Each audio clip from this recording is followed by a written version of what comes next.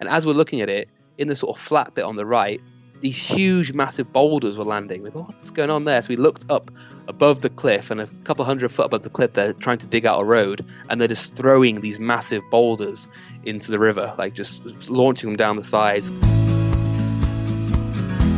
This is the Adventure Sports Podcast, trying to help you find adventure every day in any stage of life. You're going to hear from explorers, adventurers, business owners, and anyone living their life a little more out of the box than usual.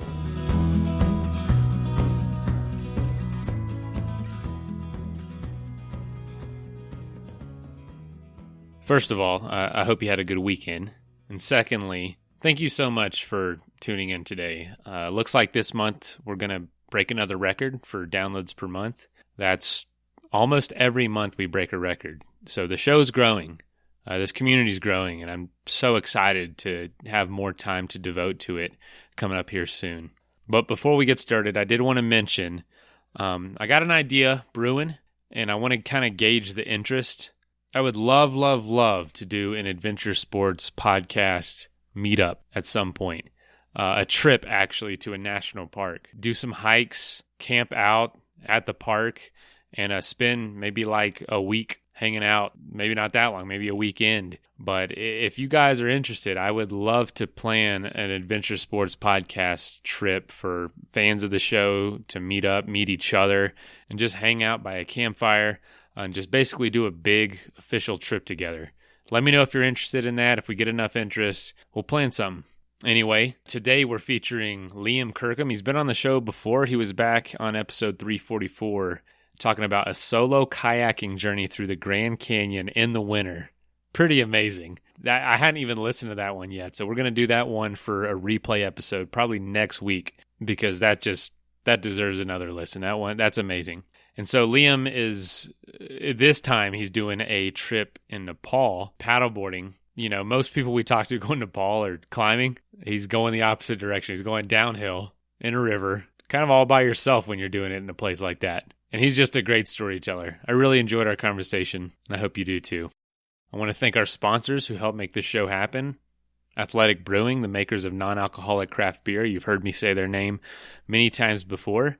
We can't thank them enough for supporting the show. If you want to support the show and you like the taste of beer, buy some from them. You can get 15% off by using the code ADVENTURE at checkout at athleticbrewing.com.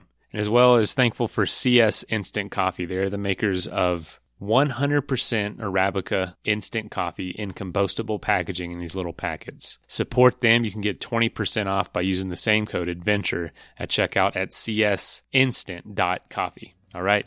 Here is the interview with Liam.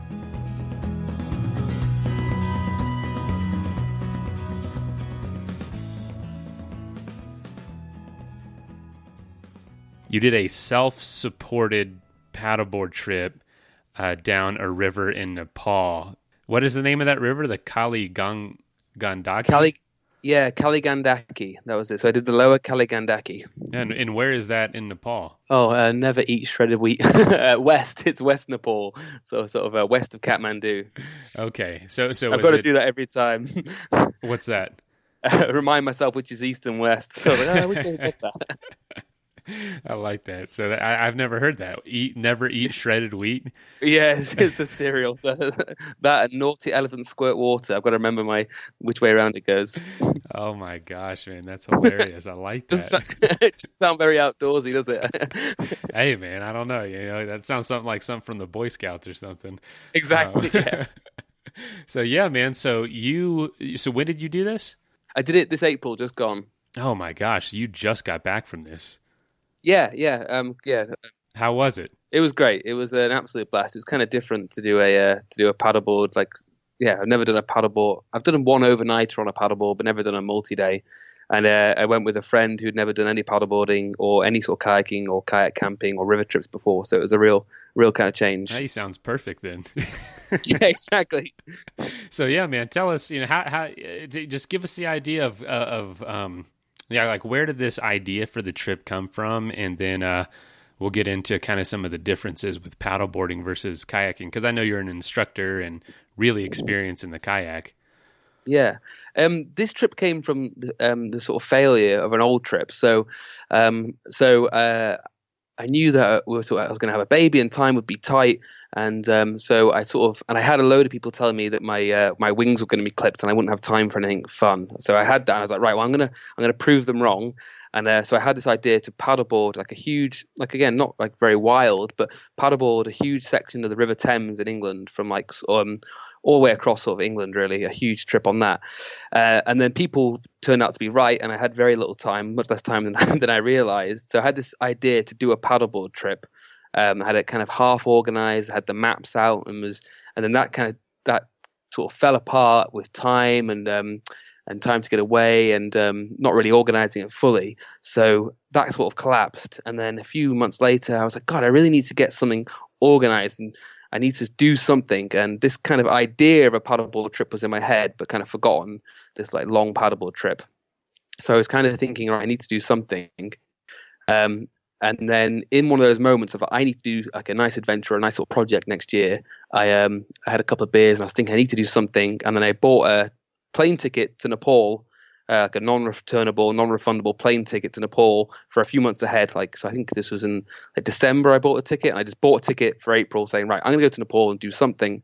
But at that stage, I didn't know what, but I kind of forced my hand by buying a ticket, which was non-refundable. Say, well, I know I'm going to Nepal now. I just need to figure out what I'm doing, whether it's going to be a trek or a kayaking trip. And then the old kind of memories of the sort of failed paddleboarding trip sort of floated to my mind. I was like, oh, now I've got a ticket to Nepal, and my paddleboard trip earlier this year didn't pan out. I'll just blend those together. And I'll go and do a paddleboard trip in Nepal. And that's where it kind of came from.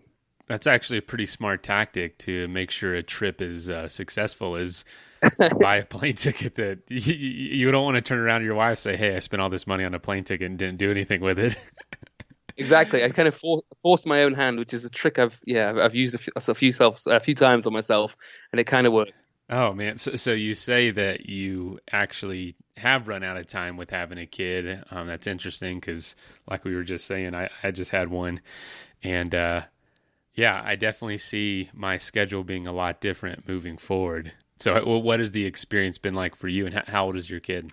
She's 14 months old now. Okay, so still pretty young. Yeah, absolutely. Yeah. So it's been but it's been easier to delay things, even like little micro trips, like maybe a one night camp out and stuff like that. So I've made a habit of kind of like really trying to, because I enjoy these things and they're part of what I like to do and what I'd like her to do as well. So I kind of forced myself. I have a very understanding girlfriend as well, so we had a good chat, and I kind of said I'd like some time away, and then one night after a couple of beers, I decided to buy a ticket.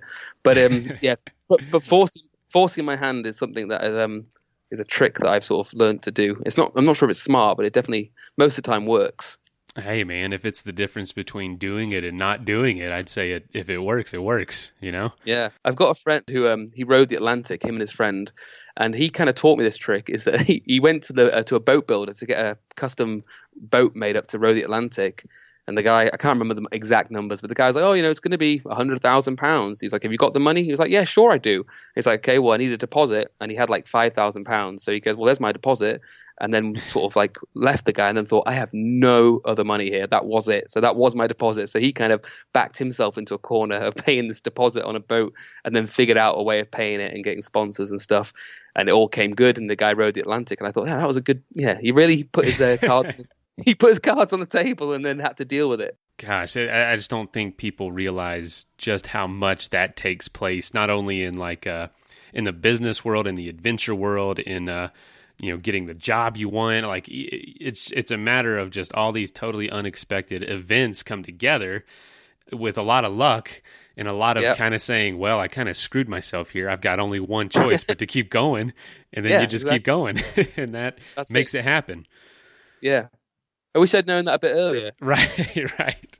My wife and I were talking like having a kid, and I'm like, I don't know. And then at one night I was just like, all right, let's do it. Whatever. Let's just see what this is going to do and see where this is going to go. And, it kind of forced your hand. Now this is the reality. And I've heard a lot of adventures. Maybe you've had experience before we get into the trip. Having kids kind of changes their motivation with adventure in the sense of like, I want to be seen as an inspiring person to my kids. So I have this new level of motivation to get me out the door, not just a plane ticket that I bought, not just because I want to, but because I want this little one to see, man, Dad's a badass. Yeah, it's a balance. Yeah, I mean, maybe some, but I definitely want to be a good version of myself, and that's an important part. Though, though it sounds kind of self-indulgent, it's like, I do want to be a better version of myself, and that's what I enjoy doing, and makes me feel better, and makes me sort of see the world better, and all sorts of sort of little things like that. So it has a load of knock-on effects. So if she ever calls me a badass, I'll be very proud. But it's just more about being so whatever I guess others want to be, and whatever their challenges are, they're being a good version of themselves is probably a good lesson I'd like to see out there. All right, so you bought the plane ticket. At this point, did your friend already decide he was going to go, or did you still have to convince him? So he didn't know yet. I bought the plane ticket, and I was going to do something in Nepal, and I hadn't figured out what it was. And then I thought, I'll do this paddleboard trip. And I started looking at some guides and some blogs and some guidebooks, and looking around and thinking, and started piecing things together. And then I thought I had this idea of the lower Kalingandaki, and I could go and paddleboard that, and that'd be good. And then I was thinking, I need to get I knew I didn't want to do it solo this time, I think, because I'd done a solo trip before. And I thought, I want to go with somebody. Who should I sort of go with? And then I messaged my friend who I used to live with, and we're quite different. And he's not really into like kayaking or camping and river trips and stuff, like I said. And I said, I've got an idea. Do you want to like a little adventure? And he joined me last year. Actually, we did a trip across Scotland walking, and he enjoyed it after it finished. He kind of like found it tough whilst we were doing it, but then after, he really enjoyed it, I think. And he said, "Yeah, let's have a beer and have a chat." So there's a bit of beer in this. So we met in the same pub that I'd bought my tickets in, thinking there was some good sort of good luck and stigma around that. We had a couple of beers, and I showed him the maps and said, "Do you fancy this? So, go to Nepal, paddleboard trip." And he was like, "Well, I've never paddleboarded before. Like maybe I've done it a couple of times, half an hour." And I was like, so he said quite bluntly, like, "Be honest, do you think I can do this?" And I was like, "Yeah, 100%. Like, I wouldn't be pushing your luck. I think you can do this. I think it'll be tough and maybe a bit weird, but you can do it." And he was like, "Well, I'll have to talk to my wife, because he's also a brand new father who's a couple, like 3 or 4 months younger than my daughter. So he's got a daughter too. So it's kind of two sort of dads having a chat and thinking, right, we should go on an adventure." And he has a very forgiving wife as well. And she said, "Yep, go for it." So he was on board, and then we started planning it. Every time I have a meeting with my friends, man, I know something. I know my wife and their girlfriends must get a little bit scared of what kind of ideas are going to pop up, because that's all it takes. A little conversation, some maps, and the brain starts turning, and the next thing you know, you're getting plane tickets to halfway around the world. Yeah. Most of the people we talk to going to Nepal are doing, they're trekking or they're hiking, climbing some big mountain.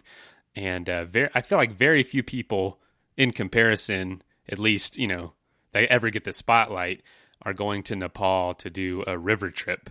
Did you find that to be the same when with researching and trying to plan this trip? I guess my vision's kind of like through a certain lens, because I do a lot of kayaking, and sort of. Then a lot of people I know, when they go to Nepal, it's definitely just from people I know are going to do kayaking trips, and so I've done some trekking out there, and I think that's obviously the big industry out there. But so I'm familiar with lots of river trips and stuff out there, but there is definitely not much, as far as I can tell, there hasn't been much sort of like paddleboarding done out there before. I know about the, multi-day rafting trips, and I've even heard, I've done some kayaking, and I've heard of paddleboarding, but I don't know anything about the touring paddleboarding or the multi-day trips. And for you, I assume it was inflatable and you just brought your own, or did you rent something there? How did that work? Yeah, that's the beauty of it. Like, it was an inflatable paddleboard, so it just went on as like normal luggage, and we just flew it out there, which makes it super easy. And when you start looking at flights and maps, now that I've got this in my mind of inflatable paddleboards or maybe pack rafts, I've started looking at the maps and sort of Google Earth in a whole different light, thinking, well, you can easily get your board out there and start finding some things. Whereas in the past with kayaking trips, it's been the very difficult thing of flying a kayak out there, which is touch and go, or trying to find kayaks in places which there aren't always, and if they are, sometimes they're kind of beaten up. So having a board that you can fly with makes it super easy. I don't know, how much practice did you do with it? Was it an easy transition for you? So I've been doing it a little bit recently, but I was a kind of convert to it, because In fact, so I work in a kayak shop teaching kayaking, and I guide kayaking.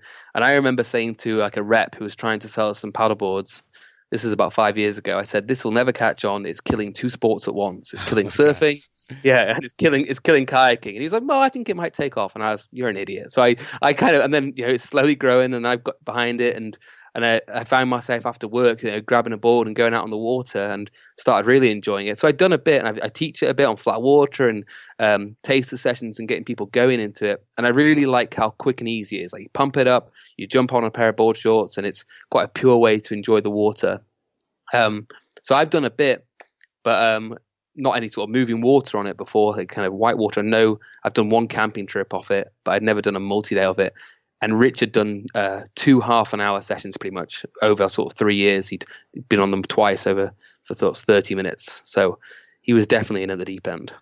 Yeah, I have a paddleboard and a few kayaks. And what is it for you? What do you think it is about paddleboarding that's taken off versus being in a kayak, or even compared to surfing? Why do you think it's taken off like it has, and why do you like it? I think it's taken off. Mainly because the inflatable boards, some of them that are out there, are so stiff when they're pumped up. They're so rock solid that you can get a really nice performance from them. But people want things that are easy to, they don't want roof racks. They don't want storage. They want to be able to have something in the garage that's just taking up a little bit of space that they can pump it up every now and then and go, I'm going to go out tonight. It's easy to get started in. It doesn't require lots of sort of thinking about roof racks and storage. And even for kayaking, that one of the things that stops people getting so far in kayaking is like, what about the Eskimo roll and stuff like that? But the idea of just falling off the board and climbing back on and figuring it out is kind of appealing for a lot of people. They can get started pretty quick. Right. Yeah. It's not, maybe it's, I don't know, a little more intuitive than in a kayak and having to roll, and I don't know. Yeah. I mean, I meet a lot of people who don't want to kayak because of roof racks and storage. And then the next thing they think is, but and sit on tops are out there, but they go, I don't want to be captive inside a kayak, and I don't feel natural sort of sat down in a little plastic tub. But sort of standing up, they're almost kind of separate to the board. They feel very sort of free and easy on it. So and also I've been teaching a lot of taster sessions recently with paddleboards, and it's amazing how quickly people go, oh, that was much easier than I thought. I think so that's kind of a good thing for people as well. They get off and go, I can completely do this. And maybe that's nice because they pictured an hour before that they wouldn't be able to do it. So it's a real quick sort of learning curve where they get to grips with it pretty fast. Wow. Yeah. I know that makes a lot of sense. And also for me, I don't know if this is the same for you. I love looking down into water in like a clear lake or a river where I can kind of see the fish, see the rocks. And I just like the perspective from a paddleboard, being able to look straight down versus in a kayak, it's a lot closer. It's harder to get that angle towards the water. I really enjoy that part of it. Yeah, you definitely sort of project it up nice and high on the board, and also you can sort of shuffle around. You can turn around, face backwards. Yeah, you can sit down and just hang around on the board for a bit, and then you can make it as hard as easy as like. You could sprint as fast as you liked on some flat water, or you could just lie back and sort of sunbathe on a flat lake. It's kind of a nice platform. Yeah, it is really versatile, and is all those things come in handy when it comes to multi-day trips on the paddleboard? Well, so we took these sort of 12'6" inflatable boards out, which sort of fit in a rucksack. So we flew out there, but they're quite big, sort of touring boards. So they've got they can take a lot of kit on them. They're designed to take quite a lot of weight, and they've got kind of like a bungee on the front and back, so you can lash your kit on. And one of the great things about it compared to like a kayak maybe was that you could just stack kit on it. You didn't have to try and get it into a compartment on the back. So we had some really good quality dry bags, and then a bunch of roof rack straps. So we pumped up the boards, got all our kit on dry bags, and then just roof rack strapped it to the boards. So the kit's just sort of sitting proud. But then if you need anything on the day, you can just pop open the dry bag, reach your hand in, close it back up. And then at the end of the day, you're not trying to reshuffle and play a game of Tetris to get it back in the kayak. You just stack it on top of the board, cinch it down, and off you go. That was one of my questions. So with storing on that, flat, big surface, it's just dry bags attached with maybe some bungee cords, just anywhere you can fit it, or did you have to place it somewhere specifically and then stand somewhere specifically? Yeah, not too specific, so it wouldn't affect the boards too much, but there's some space behind you, nice sort of with some bungee and some space right in front of you, and we sort of played around with where to put the weight a little bit, but really we just put it on the front and the back. And then there was bungee, but just to be extra secure because we were on sort of white water, we strapped it on with roof rack straps kind of through the handles and stuff, just so it was really fixed to the board. That is, I don't know, it's really neat. I definitely see this in my future a little more, so I'm pretty curious. So the only like multi-day kayaking or paddleboarding, actually no paddleboarding, multi-day, but the only multi-day kayaking I've done has been in Florida. I don't know if you're familiar with Florida, but it's our rivers in Florida are like pretty much 100-mile skinny lakes. You know what I mean? They're really flat, really calm, almost hardly no movement of the water, but they're like 100 yards wide and 100 miles long. No rapids, totally calm. Was that the experience for you on this river? I don't think it was, but you tell me. No, it wasn't. So it was. It's classed as a whitewater river, but it's kind of on the easier scale of it. So it's kind of class 2 with like a couple of class 3 rapids, and we got in the low water season so that things wouldn't be too fast paced. So that it was before the sort of monsoon, so we weren't expecting big flows.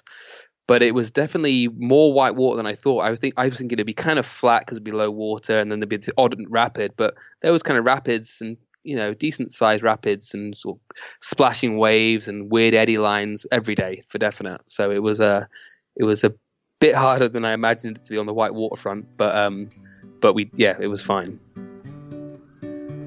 So we want to thank our sponsor, Athletic Brewing, for promoting a healthy lifestyle through making some of the world's best non-alcoholic craft beer. They make excellent tasting NA for healthy, active, modern adults. They use certified all-organic grains, and each can of non-alcoholic beer is only between 50 and 70 calories. They have IPA, golden ale, stouts, and tons of seasonal offerings. And recently, they actually just took home the gold medal at the U.S. Open Beer Championships for their double hop IPA. If you would like to get your hands on some, you can save 15% by using the code ADVENTURE at athleticbrewing.com. Athletic Brewing, the best tasting way to keep your promises. And I also want to thank our sponsor, CS Instant Coffee, for making this show happen. They make 100% Arabica instant coffee. They use compostable packaging, and each package makes about 20 ounces of coffee. So I'll take one of those with me on an overnight trip, and it makes 2 pretty good-sized cups of coffee. And it's an awesome feeling knowing I can just throw that in my backpack, find some hot water, and I'm good to go. Save 20% by using the code ADVENTURE at csinstant.coffee.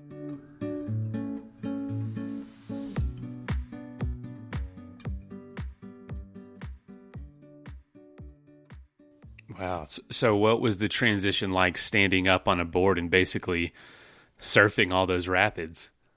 Well, we'd been a little bit maybe smart about it a bit. So what we'd done is we'd brought our boards, we strapped our gear on, but then we both brought 2-piece like kayak paddles, which we had on the bungee on the front, because we'd gone out the week before we left to have a go on some moving water and kind of fell off a lot. And I was so used to being all over wherever I wanted on the river, so sort of comfortable in a kayak.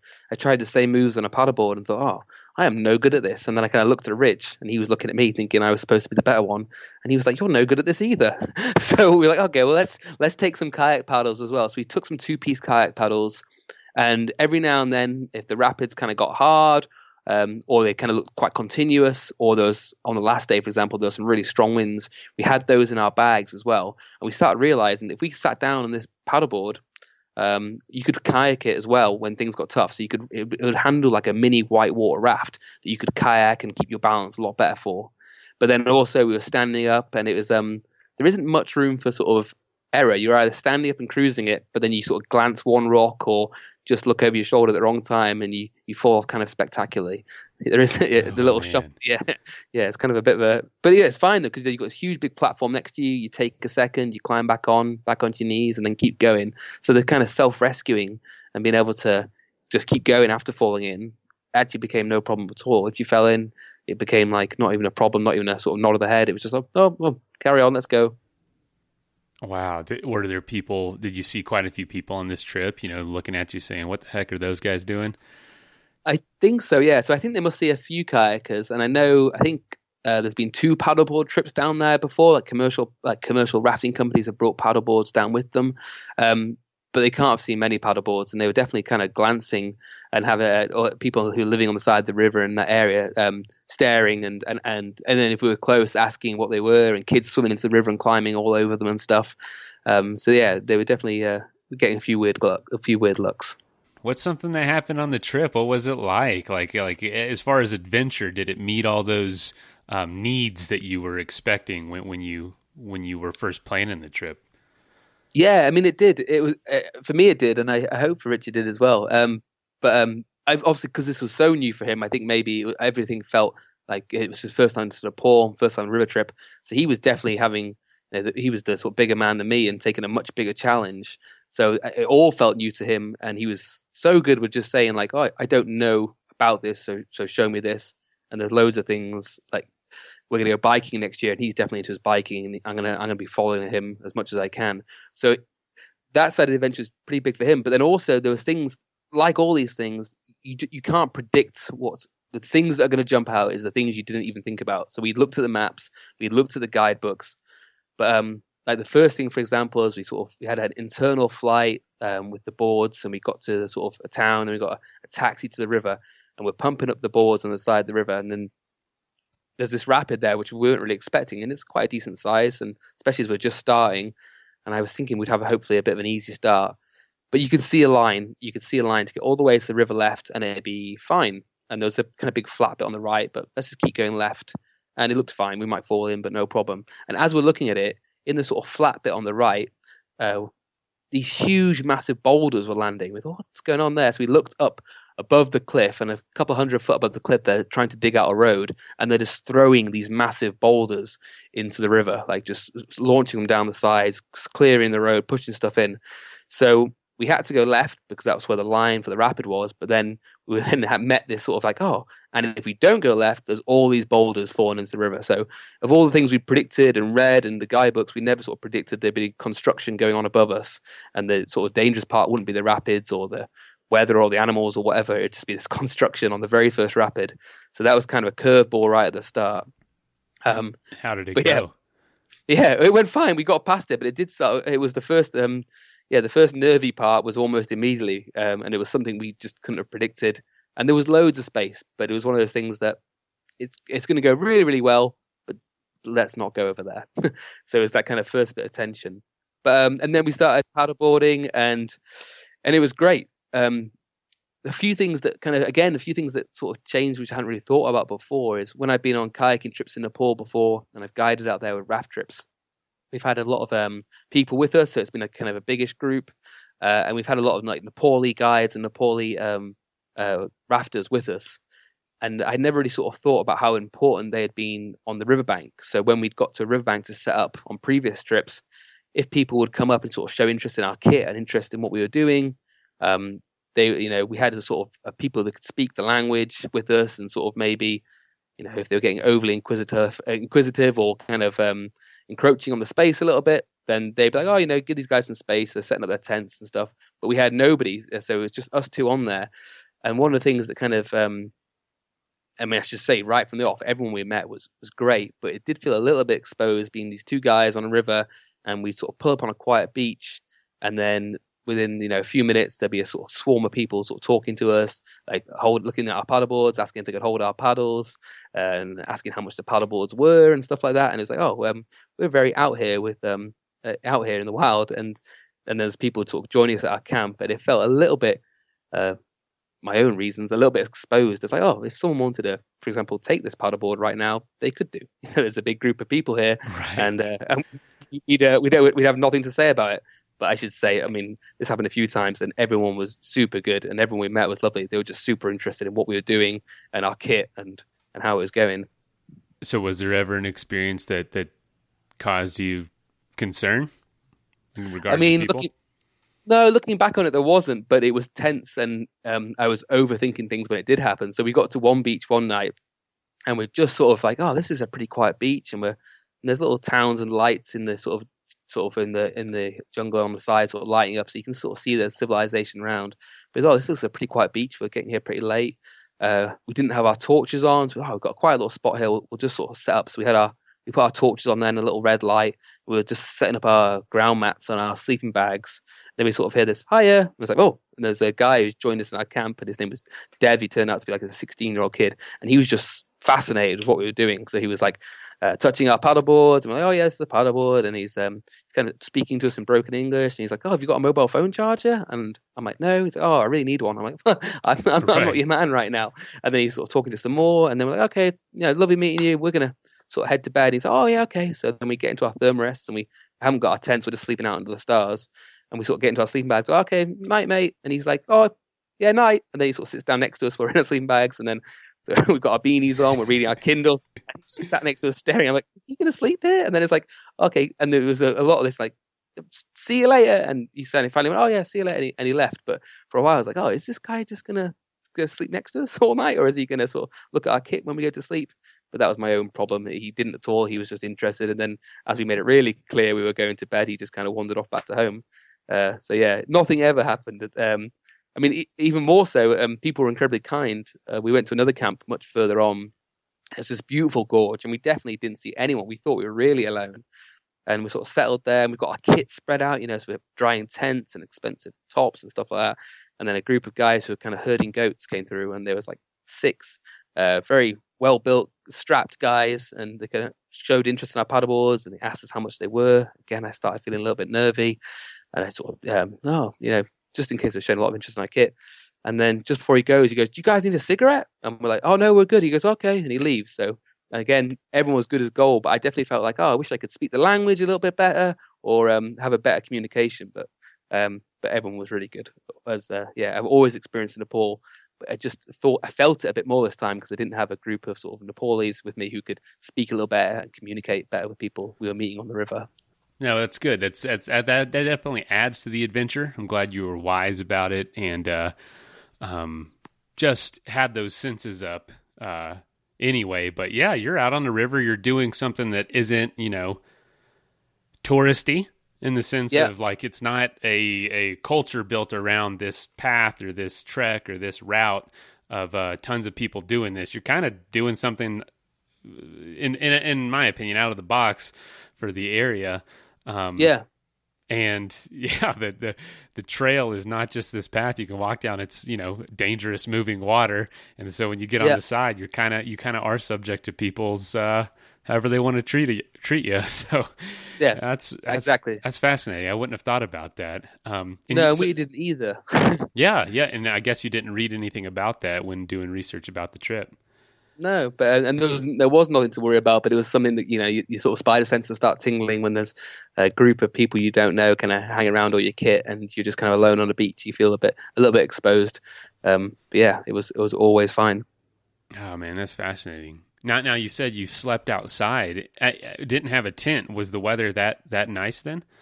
We took tents actually, and we sort of used them half an hour. But we were on that night when Dev joined us to watch us go to sleep. We didn't set up our tents, and we were sleeping under the stars. And then about 3 a.m, I heard Rich kind of wake me up, and he's like, "Oh, do you think we should be worried about that?" And there was kind of thunder and lightning upstream. And I was like, no, I think we'll be okay. And then about half an hour later, it started kicking it down, and it was raining and thundering and lightning. So we kind of as quickly as we could, popped up our tents, threw our stuff in, tied our paddleboards to some trees and stuff, and because it was getting a bit windy, and kind of hid out from the storm. So there was actually rain a few nights and some storms and some electrical storms. But so sometimes we slept out and sometimes we used the tent. What was the scenery like? Were you guys like in the Himalayas, like you could see some big mountains around you, or no? So we were in the foothills more, so it was kind of a lower elevation, kind of more jungly. So there was it's a beautiful river, and it goes kind of through some lots of kind of jungly atmosphere, and sort of people making some paddy fields and making rice and stuff, and a bit of agriculture. But yeah, and then some kind of nice gorgy areas where it really closes in. It's got bedrock and it's really dense with kind of trees and vegetation, but sort of no snow-capped mountains. It's not like kind of Himalaya sort of impression you might think, more sort of jungly. I guess I was looking at the river. It goes pretty far into the mountains, of course. So I was curious to know which part of it you were doing.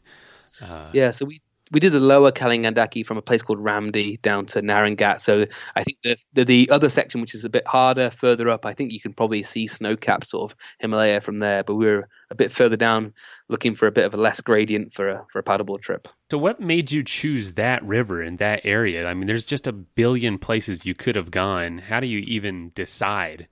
You know what I'm saying? There's a lot to choose from. Yeah, so I decided on Nepal when I bought that ticket because I'd been there before. I knew there could be a great trek there. I mean, it is a country which is just full of places to have an adventure, whether it's trekking or kayaking or rafting. So when I bought the ticket, I knew there'd be something good there. And then when I started thinking about paddleboarding, there's a Whitewater Nepal guidebook. I started flicking through, and I pretty much started by the grade. I knew that I couldn't paddle a hard grade on a paddleboard, so 2s and 3s. So I started looking for some 2s and 3s that had a bit of length to them as well. So this is like 135 kilometers. So I started looking for something that would be worth a few days, and that kind of narrowed it down. By the time I'd chosen a long trip, which was kind of easy-ish to get to after flying to Nepal, it wasn't really far out in the sticks. You could get to with an internal flight and a sort of 4-hour taxi. So we got there, and so that kind of narrowed it down. The length of the trip, some sort of easiness to get there, and the grade, and that kind of narrowed it down to lower Kalingandaki.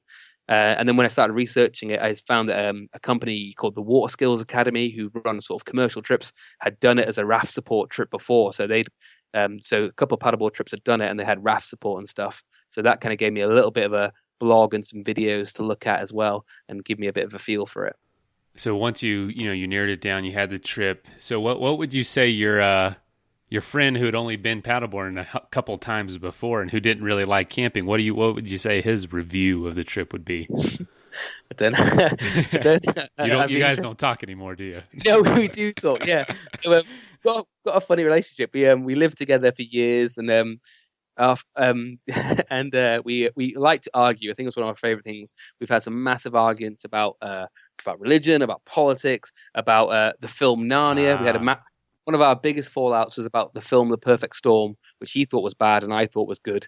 And we had about a 2-day fallout about this. But the beauty of this is that we can, it's not so much that we get on, but we can fall out with no problem. So we can fall out for a whole day and then it'd be fine the next day, and we can bounce back incredibly fast.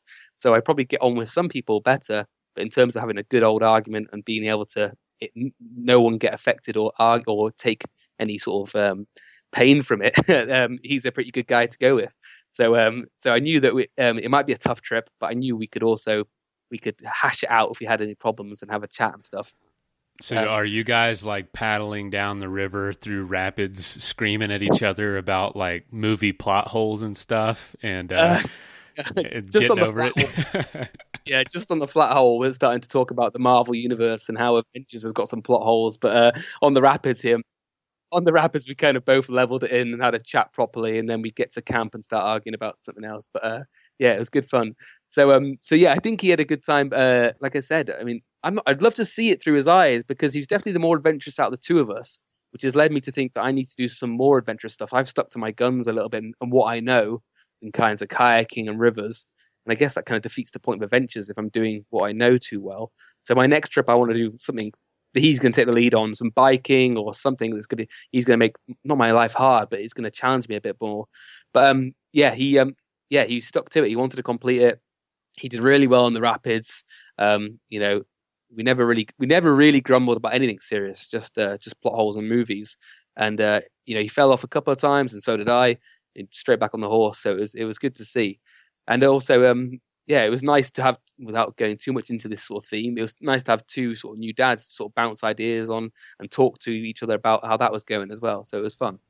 Oh man, absolutely. Like I'd say I'm pretty lucky too. My friends are all having kids right now. Some of them already did. And, we're all going through this together. We all like to adventure. And it's a great combination, Yeah. And so you mentioned do something that he's more, does he have things that he's more into that you're not so into sports-wise? Yeah, I'm so bad on a bike. Like I wouldn't dare go off. Yeah. So I think the next thing we'll do is, 'cause I think we want to do something every now and then. So I think we're going to go on a biking trip, and I definitely need to get in better shape on a bike and feel a bit more comfortable on one. So he's going to, he'll pick the lead on that, I think. Man, that's what is it about a bike? I'm a more of a cyclist. Why don't you like a bike? It seems a lot less, a lot easier than managing all these rapids. I know, and this is it. It's what you know, isn't it? Like I if I fall off a paddleboard, I land on water. If I fall off a bike, I land on a pavement. So right straight away, I'm thinking, oh well, paddleboarding's got a soft landing at least. So yeah, it's just what you know. I guess I've spent a lot of time on rivers, and though it is kind of adventurous, I guess doing something that I don't know is what I'd like to do next. And so yeah, let's see where that goes. So when you got back from the trip, you do this as a career, correct? Like guiding and classes, teaching people. Yeah. What was it hard to transition back into normal life, or was it fun just telling your clients and telling the people at the shop about the experience? Yeah, no, it was great. So I teach some like lots of sort of intro to kayaking for adults, basically, an intro to paddleboarding, and then I guide in the winter a bit in Ecuador and Nepal.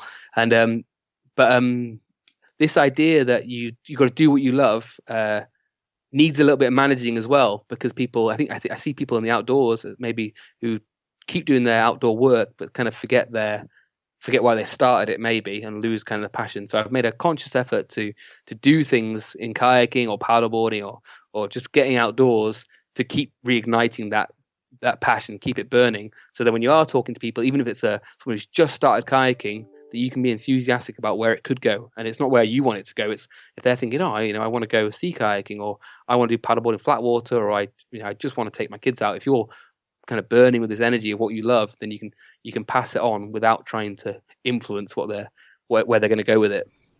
And you say doing these kinds of trips help you stay ignited about the sport. Absolutely, yeah. Wow. Yeah.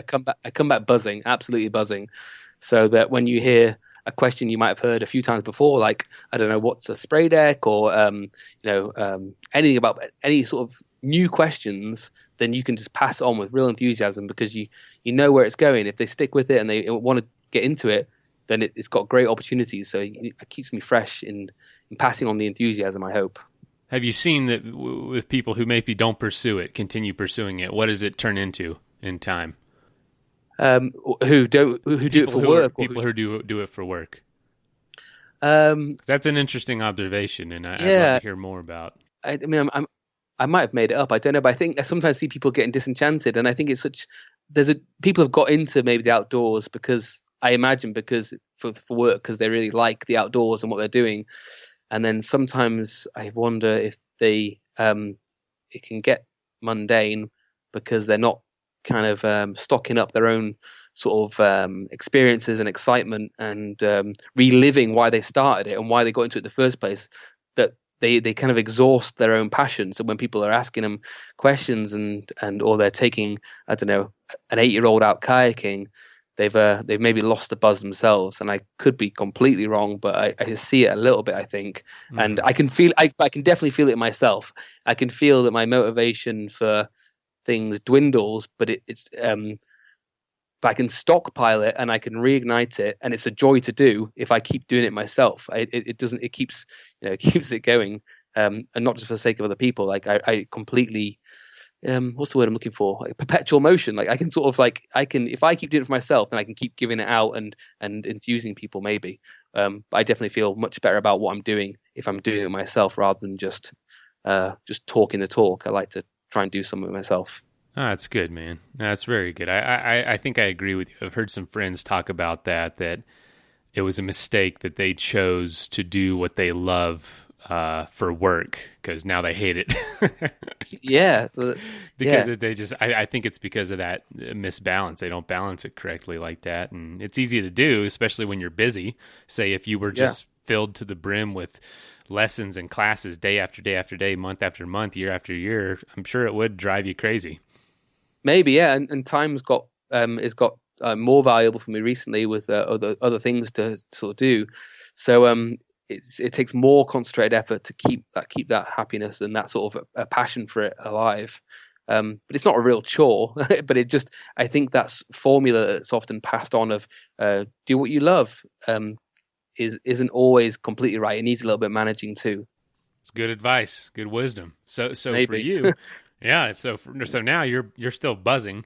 Anything on the horizon for you? Another trip, or you say you do a couple guided trips a year in Ecuador?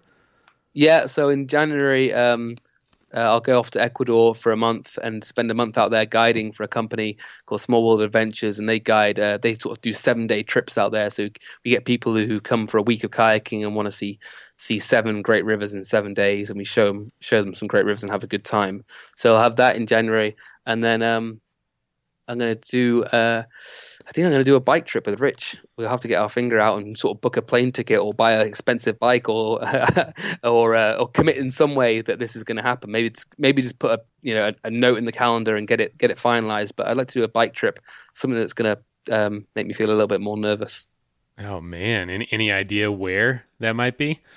I think it's going to have to be long, like a long trip, but Okay. flat. I can't be bothered with the hills. I'm not interested in going uphill. Come on, man, those are the most fun. No, that's why I got into white water. Gravity's going that way. So I think, I'd like a long trip and maybe, just living off a bike for a couple of weeks. And again, maybe not hard, just a new country, a new place. I don't think I can even change a bike tire. So I need to figure out how to do that. Like I'm really impractical. So I need to. So and that's part of it. That's what I've started to recognize is that learning curve, whatever it is, like I'm quite good at kayaking or maybe paddleboarding. I'm okay at it, but I need to sort of expand that and try some other bits because that's where the real sort of little treats and joys are found when you're pushing yourself in a different way. Yeah, man, you're getting into my world now, and I'd say the hills are hard, but man, the payoff. Usually the hills they promise a scenic view. You know what I'm saying? You get to the top, it's incredible, and then you have this blissful downhill, just ecstasy of just flying through these mountains on these beautiful days, resting your legs and just singing at the top of your lungs, man. There's nothing like it. Yeah, so I can feel that now. Like if you told me that last year, I would have thought that's nonsense. But now, as I've started looking into biking and I've been on my bike a bit more recently, I'm like, oh yeah, that does start to appeal. So maybe it's slowly starting to grow on me. So it's you got to start somewhere, I guess. That's it. You got to start. Just got to start and then see where it goes. And I wonder if pursuing a different sport will help you stay even more excited about what you do for a living with kayaking. I don't know. Maybe. I mean, I love seeing people start. I mean, and when I'm talking to people about things that I don't know about, whether it's going into a bike shop now or if someone's enthusiastic, then kind of it's infectious. Yeah, no, I get it. I also do a lot of backpacking for folks, and I think it just gets exhausting after you answer the same mundane question 50 times, especially when it seems so incredibly basic to you. To the point where it's like, does anyone really need to ask this question? Like, what kind of shoes am I supposed to wear? I just feel like that's intuitive, but it really isn't. And 5 years ago, I didn't know that. It's just so far behind me now. But when you pursue a new sport, like you're doing with biking, not necessarily new, but maybe doing something new with the sport, a long distance trip, you're going to be asking some really just honestly dumb questions. You're going to be asking dumb, basic, not dumb questions, but just basic questions that an 8-year-old would ask. And then you know exactly how the customers feel when they walk into your shop now. Oh, this is where they're coming from. I don't know anything about this sport. So yeah, of course. That's why I feel like in most walks of life, apart from kind of kayaking and paddleboarding, is like I'm a one-trick pony. So if I go into, I don't know, a camera shop or anything, I like to soak it in. But I like someone who's there, happy to chat. You just don't know what you don't know. That's it. So, but I'm kind of more excited about finding that a little bit, and especially watching Rich. Just absolutely, he hadn't done it before, and he paddleboarded 135 kilometers and camped off a paddleboard, and learnt things alongside me as I was learning for the first time, as we learnt how to strap the board on, or or what was the best way to carry these boards fully loaded, or how to get one of these on a plane, and then when we finished, we flagged a tuk-tuk and deflated our boards and got them on, things that we hadn't even figured out. But then he knows that better than no one can tell him how to do that now, because he's completely learnt that through doing it. And in a year's time, if I do a bike trip, or maybe I'll do something, then I will know that information just from absorbing it from other people, but then actually just getting started and making mistakes and asking the dumb questions and doing it. That is true adventure. Just exploring uncharted territory for yourself, you know? Yeah. My brothers are really into things that I am not into, and they want to go to this show.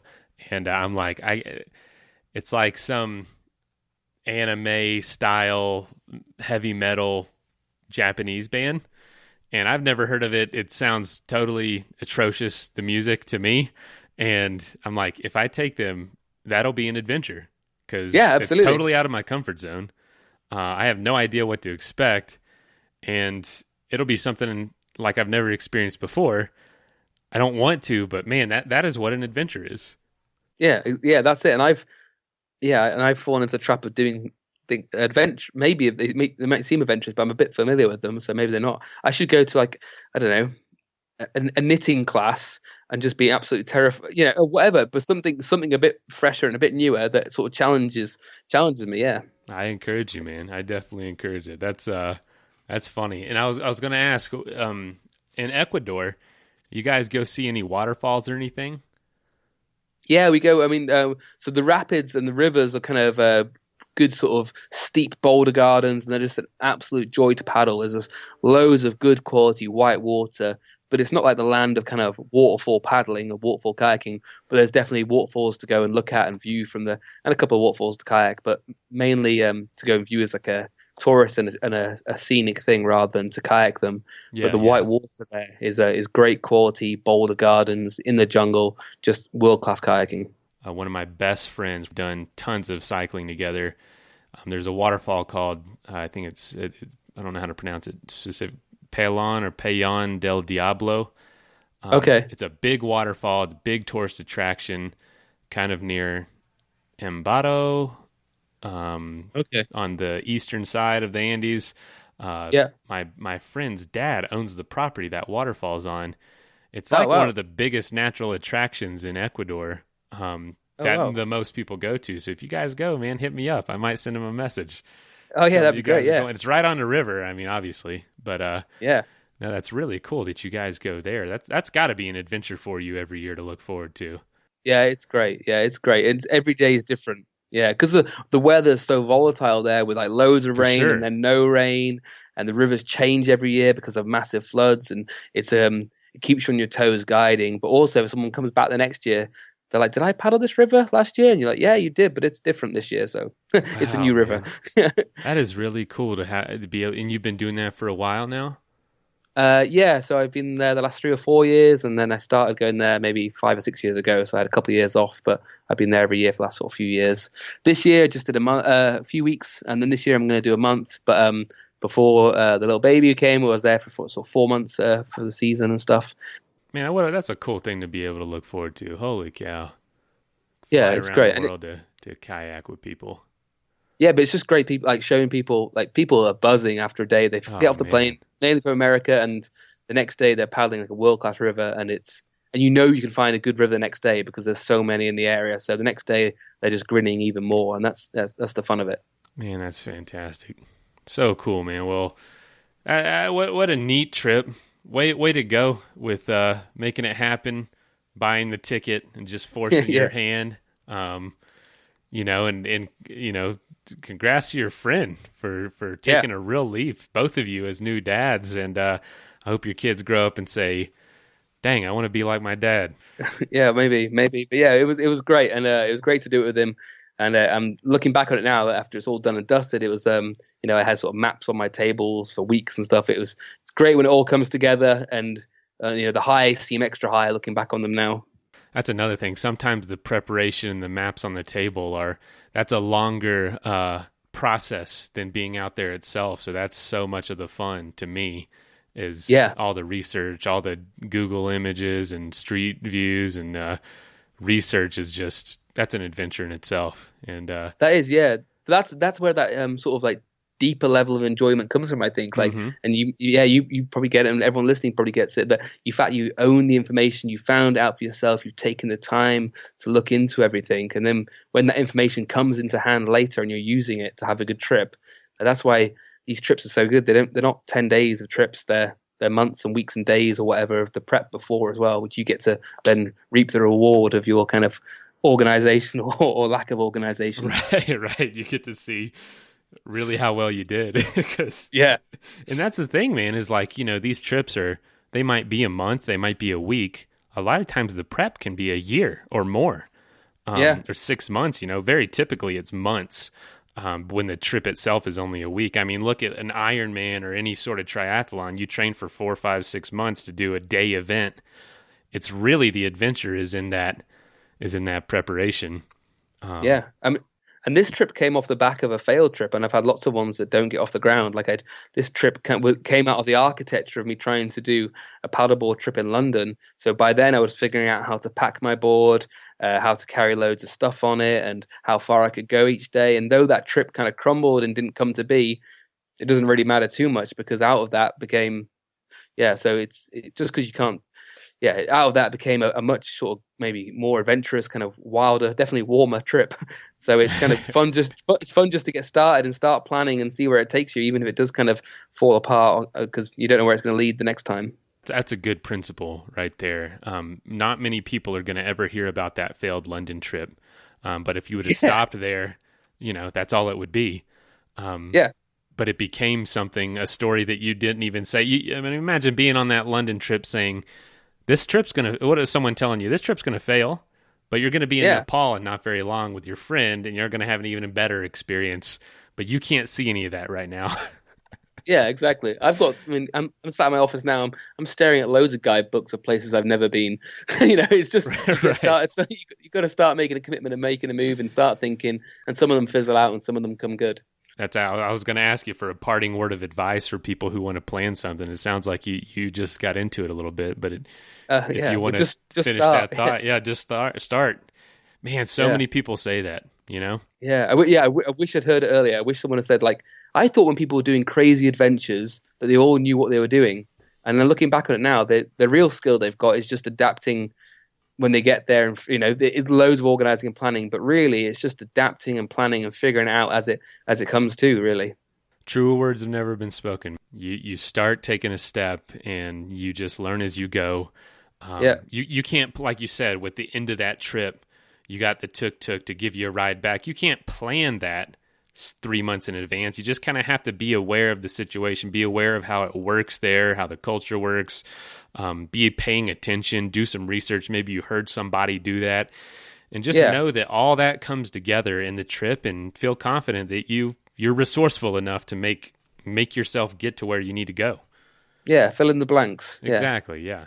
That's awesome. Man, this is great. Well, congratulations again. Congratulations on being a new dad. Yeah. Dang, I hope that's going well. Yeah, it's going fun. We went camping for the first time this weekend, and that was fun as well. So it's a new adventure. It's good. But yeah, it's been great chatting and mashing things and hashing things over. I didn't know where this conversation was going to go, but it's good fun. Well, thanks. Yeah, I'm not probably as structured as Kurt. I kind of just talk about whatever comes up to people.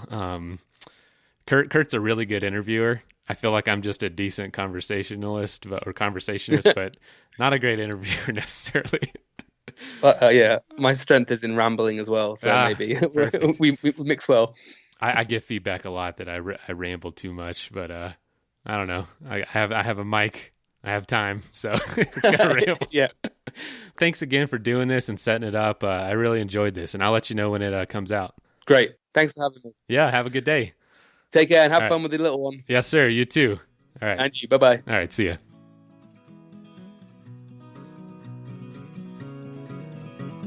Well, first of all, thank you so much for listening to this episode. It really means the world to us that you want to spend your time with us. If you'd like to help us further, please just leave us a review on iTunes, share us on social media, tell your friends about us. You can become a patron, a supporter of the show for $5 a month at patreon.com/adventuresportspodcast. And if you know somebody that would make a good guest, reach out. We're always looking for good adventure and outdoor stories. And lastly, thank you to our sponsors, whose messages follow right now. Athletic Brewing makes the best non-alcoholic craft beer. Go to their website at athleticbrewing.com and use the code in our show notes to save 15% on your first order. After all this adventure talk, if you're needing some gear yourself, but you need some advice before buying, go to backpacktribe.com, where you can ask questions to the owners who have experience with all the gear, as well as all of it for sale right there on their website.